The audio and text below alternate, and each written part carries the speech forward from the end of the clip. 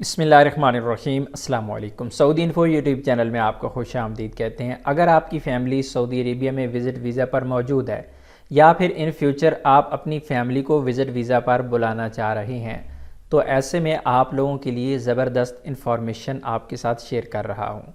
बहुत ही अहम चीज़ है। बहुत ज़्यादा लोग इस बारे में परेशान होते हैं कि वो अपनी बहन को विज़िट वीज़ा पर बुलाना चाह रही हैं। कुछ लोग अपनी सिस्टर इन लॉ को बुलाना चाह रही हैं।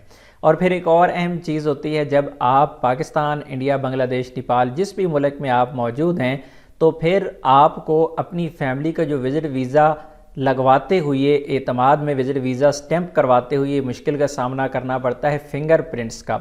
फिंगरप्रिंट्स की वजह से कई बार वीज़े रिजेक्ट हो जाते हैं, एतमाद में वीज़े आपके स्टैंप नहीं होते। ये तीनों चीज़ें एक ही भाई ने हमारे साथ एक्सपीरियंस शेयर किया है कि ये तीनों मसलों का हल क्या है। ऑलरेडी बहन का वीज़ा किस तरह अप्लाई करते हैं उस पर मैं आप लोगों के साथ वीडियो शेयर कर चुका हूं, लेकिन आज की जो वीडियो है इसमें मैरिड सिस्टर, आपकी शादीशुदा बहन, किस तरह आप अपने पास विज़िट वीज़ा पर सऊदी अरेबिया में बुला सकते हैं, उसकी डिटेल आप लोगों के साथ शेयर की जा रही है। अस्सलाम वालेकुम कबीर भाई, कैसे हैं? खैरियत से? अच्छा कबीर भाई, एक ना इंफॉर्मेशन मुझे मिली है और मैंने कहा आपके साथ शेयर कर दूं। मैरिड सिस्टर के वीज़ा के हवाले से और वाइफ के यानी सिस्टर इन लॉ और उसकी फैमिली के विजिट वीज़ा के हवाले से। तो सबसे पहले मैं आपको बताता हूँ मैरिड सिस्टर के वीज़ा के हवाले से। उसके हवाले से जो अभी मैंने अपनी सिस्टर का वीज़ा अप्लाई किया हुआ है, तो उसके लिए डॉक्यूमेंटेशन चाहिए। वो उनका FRC यानी फैमिली रिलेशनशिप सर्टिफिकेट जो नादरा से निकलता है वो चाहिए।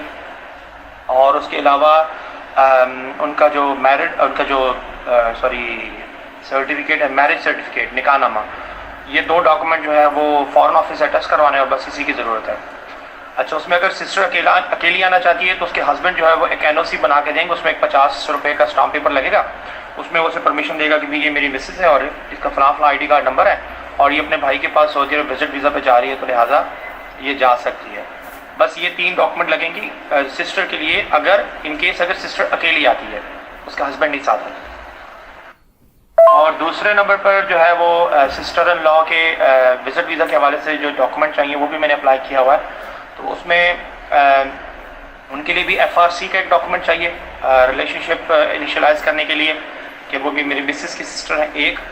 और दूसरे नंबर पर उनका एक निकाहनामा, यानी मेरे सिस्टर इन लॉ और मेरी सिस्टर इन लॉ उनके हस्बैंड का, उनका निकाहनामा, FRC का डॉक्यूमेंट, ये 2 डॉक्यूमेंट जो है वो फॉरेन ऑफिस से अटैच होंगे तो उनका वीज़ा लग जाएगा।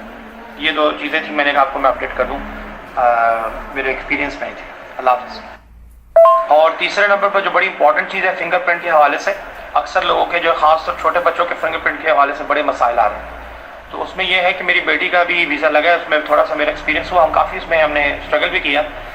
उसमें यह था कि बेटी के जो ना वो जो फिंगर लगा रहे थे तो उसके ना वो प्रॉपरली लेयर्स शो नहीं हो रही थी, उसकी वीकनेस ज़्यादा थी।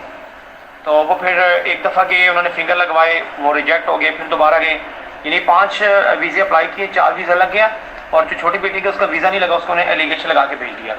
फिर दोबारा घर वाले गए, उन्होंने वीज़ा लगाया, फिंगरप्रिंट करवाए, उसके बाद वो दोबारा रिजेक्शन लग के आ गई। फिर उन्होंने कहा कि जी आप इसका एक मेडिकल सर्टिफिकेट बनवाएं।